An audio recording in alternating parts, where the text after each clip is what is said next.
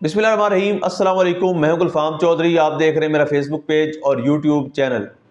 पाकिस्तान की सियासत में अहम तरीन डेवलपमेंट हो रही हैं और मुसलसल डेवलपमेंट्स मुतवक्के हैं।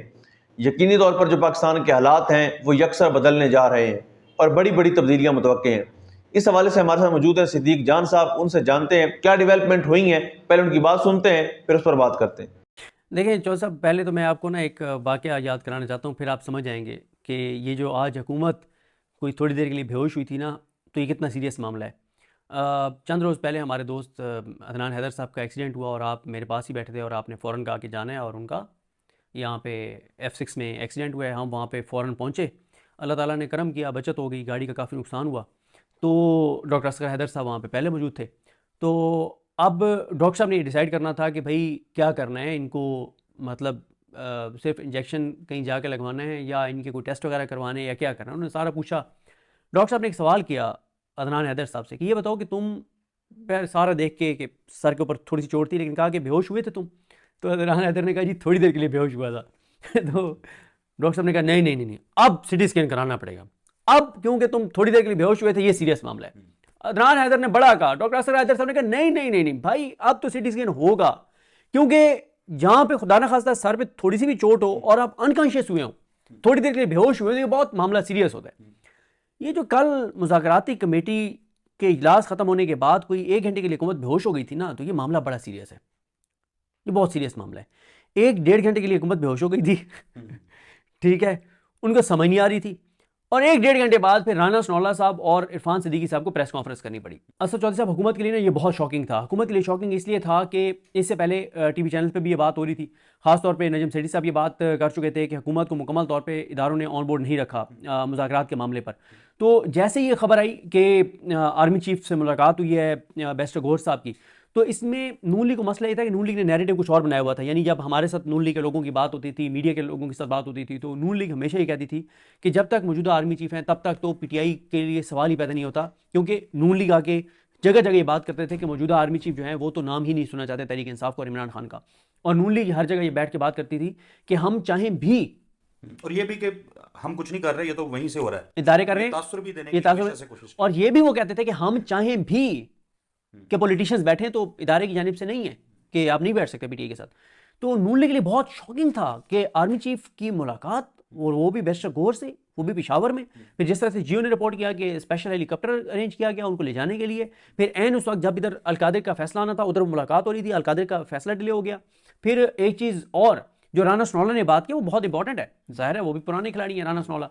वो ये कहते हैं कि ये जिस लेवल पे पीटीआई दावा कर रही है कि हमारी बात होती है आर्मी चीफ से, इस लेवल पे तो चीज़ें फाइनल स्टेज के ऊपर आखिरी चीज़ें तय होती हैं।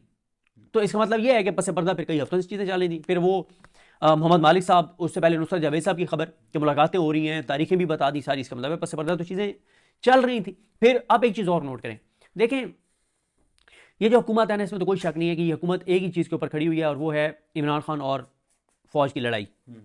इसी के ऊपर खड़ी हुई है ना। बिल्कुल ऐसे ही।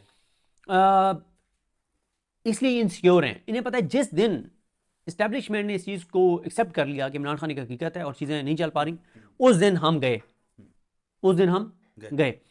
अब ये सारी इनको परेशानी है। देखें पीटीआई ने ना कल जो काम किया ना इनके साथ, अच्छा बल्कि इस पे एक पॉइंट आपको बता दूं कि जब पीटीआई के कुछ लोगों ने तासुर दिया ना मुज़ाकराती टीम के, मसलन सरदार हामिद रजा साहब, कि हमारे मुस्कुराने के दिन आ गए, हंसने के दिन आ गए, ज्यादा मुस्कुराने क्या क्या लगाने, उससे पैनिक हो गया ना भाई चल क्या रहा है। देखें असद चौधरी साहब, हुकूमतों को जिन्होंने हुकूमतें की हैं ना, उन्हें पता होता है कि हुकूमत इतनी बेखबर होती है। ख्वाजा आसिफ ने इमरान खान के दौर में खड़े होकर कहा हुकूमत को पता ही नहीं होता कि चल क्या रहा है। और मैं आपको बताऊं, कहीं और नहीं जाते, हम अपनी बात करते हैं। और जब हम मुतअद्दिद मरतबा वो तज़किरा कर चुके हुए हैं। इमरान खान की हुकूमत जा रही थी, सिंध हाउस का मामला हो और इस्टेब्लिशमेंट के बड़े जितनों से हमारी बात हो रही थी, सब कह रहे थे कि इमरान खान की हुकूमत कहीं नहीं जा रही। ठीक है, और इस्टेब्लिशमेंट उसको कहती थी कि इमरान खान 10 साल के लिए। फिर क्या हुआ, आप सुन रहे थे अभी राना सनौला साहब को किसी प्रोग्राम में, शायद काशिफ वासी साहब के प्रोग्राम में, उनके प्रोग्राम में कह रहे थे ना राना सनौला साहब के, ट्रंप की जो तरह से शख्सियत है, कोई पता नहीं हंस के कह रहे थे कि वो उनका भी वो भी बोलते हैं, वो ट्वीट करते हैं। हाँ ट्वीट करते। देखें पीटीआई ने ना कल जो सरप्राइज़ दिया ना इनको, वो ये दिया है कि एक तो पीटीआई ने देखें जो ये पहली मरतबा जो है वो इंग्लिश में जो एक मुज़ाकरात की उन्होंने दिया है, बल्कि नून लीग और मेरे लिए तो हमेशा से ये मसला होता है, इंग्लिश में कोई चीज़ आ जाए तो हमें फिर ट्रांसलेट करनी पड़ती है, तो यह करवानी पड़ती है। तो पीटीआई ने जो इंग्लिश में जो मुज़ाकरात का मुसवदा दिया ना, वो हुकूमत के लिए इसलिए डैमेजिंग था कि उन्होंने साथ ही इंटरनेशनल मीडिया तक ये पहुंच गया और उसको ड्राफ्ट इतना ज़बरदस्त किया गया है कि उसमें कोई चीज़ छोड़ी नहीं है पीटीआई ने। यानी हर चीज़ वो लिख दी है जो इंटरनेशनली इम्पैक्ट क्रिएट कर सकती है, जो दुनिया को सोचने पर मजबूर कर सकती है। ये देखें, एक होता है ऐसा चौधरी साहब, आप इल्ज़ाम लगा रहे होते हैं, एक है कि आप पूरी दुनिया देख रही है कि आपकी हुकूमत और अपोजिशन मुज़ाकरात की टेबल पे बैठी है और अपोजिशन ने लिख के वो चीज़ें दे दी हैं कि गोली चली है, गोली चली है, लाशें गायब की गई हैं, लोग जबरी गुमशुदा हुए हैं, मीडिया के साथ ये किया गया है, फलां ये किया गया है। तो इसमें ये भी है ना कि पहले एक तासुर था कि पाकिस्तान तहरीक इंसाफ अगर लिख के देगी तो हुकूमत प्रोपेगेंडा करेगी कि ये देखे जी एनआरओ हमसे मांग लिया है, ये देखें इमरान खान की रिहाई मांग ली है। वो भी उसमें नहीं, तो स्पेसिफिकली किसी का नाम भी नहीं लिखा कि फलां को रिहा करना है, और बल्कि उन्होंने कहा कि आप कमीशन बनाएं ताकि हम वहां पे जाके सबूत जमा करवा सकें। बिल्कुल। अच्छा, अब इसमें ये इनके लिए बड़ा डैमेजिंग था कि उन्होंने इतना अच्छा ड्राफ्ट और हर चीज़ उसमें लिख दी है। अब वहाँ पे एक तो ये हुआ, दूसरा जो इनको धचका लगा ना, वो ये लगा कि इनके जहन में ये था कि पीटीआई हमें कहेगी कि जी ये आप ना कमीशन बना दें, हम पीटीआई को ना 5-6 दिन बाद कहेंगे कि अच्छा आप पहले टीओआर्स दें, फिर 5-6 दिन हम उसमें गुजारेंगे। पीटीआई ने उसमें टीओआर्स भी दे दिए, उन्होंने काम भी मुका दिया, उन्होंने उसमें टीओआर्स भी दे दिए कि किन चीज़ों पे कमीशन बनना चाहिए। वो भी इनके लिए हैरान कौन था।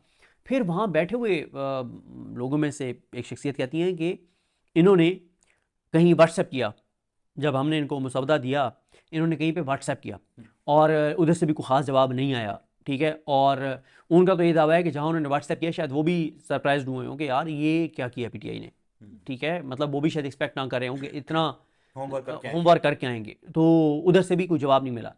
और फिर जब ये खबर बहुत ज़्यादा मीडिया पे छा गई कि आर्मी चीफ से मुलाकात की तस्दीक ये वो, और हुकूमत के पास मुकम्मल इन्फॉर्मेशन थी नहीं, तो फिर इसलिए हुकूमत पैनिक कर गई। और हुकूमत जब पैनिक कर गई तो फिर आपने देखा कि मतलब राना स्नोला और इरफान सिद्दीकी साहब को आके वो करनी पड़ी। देखें बाकी उनके जो हैं वो खास तौर पे लोगों ने फिर तस्वीरें निकाल के लगाई, हाँ, तू शाकिर आप से आना है हालात ना पूछ सारा चेहरा पढ़ हालात, हाँ सारा चेहरा पढ़ हालात ना पूछ। अच्छा, मैं आपको बताऊँ कि मेरी ये जो लोग पीटीआई की तरफ से मुज़ाकरात की चीज़ों को करीब से देख रहे हैं, तो वो एक बड़ी रेलिवेंट शख्सियत से बात हुई। यानी आप कह सकते हैं कि ओपनिंग बैट्समैन इमरान खान के मुज़ाकरात के मामले में जो हैं उनमें से एक से बात हुई। तो वो ये कहते हैं कि एक तो मुलाकात जो हुई है पेशावर में वो 1.5 घंटे की हुई है। दूसरा मैंने कहा जी आप क्या मांग रहे थे और उधर से किस चीज़ के ऊपर बात अड़ी हुई है।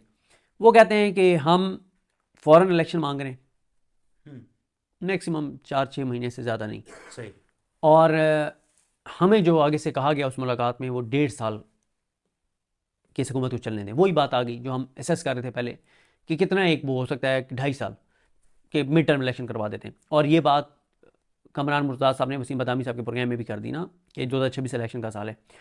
तो इमरान खान की मुज़ाकराती टीम के ओपनिंग बैट्समैन जो हैं उनमें से एक जो हैं वो ये कहते हैं, एक खिलाड़ी ये कहते हैं कि 1.5 साल हमें कहा जा रहा है कि आप इस हुकूमत को चलने दें। जी बिल्कुल, जिस तरह से आपने सिद्दीक जान साहब को सुना कि आइंदा आने वाला जो हफ्ता है, ये चंद दिन है, ये पाकिस्तान की सियासत में कितने अहम है और इसमें जो पाकिस्तान की सियासत है उसमें कितनी बड़ी तब्दीलियां मुतवक्के हैं।